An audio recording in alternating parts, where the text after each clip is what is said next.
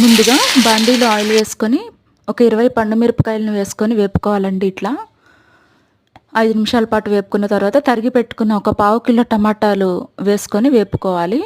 5 నిమిషాలు ఇలా వేపిన తర్వాత కొంచెం కొత్తిమీర వేసుకోవాలి సన్నగా తరిగి. ఇది కూడా ఒక 5 నిమిషాలు వేపిన తర్వాత రుచికి సరిపడా సాల్ట్ వేసుకోవాలి. తర్వాత ఒక నిమ్మకాయ అంత చింతపండు వేస్తున్నా నేను.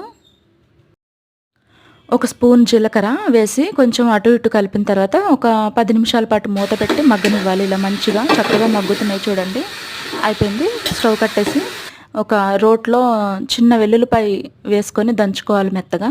తర్వాత మనం రెడీ చేసుకున్న టమాటా పండు మిర్చి ఉంది కదా, ఇది వేసుకొని చక్కగా దంచుకొని బాగా మెత్తగా కాకుండా కొంచెం గరుగ్గా దంచుకొని ఇంకా వేరే బౌల్లోకి తీసేసుకొని కొంచెం ఆయిల్ వేసుకొని ఒక ఉల్లిపాయ ముక్క నంచుకొని తింటే చాలా బాగుంటుందండి. ట్రై చేయండి.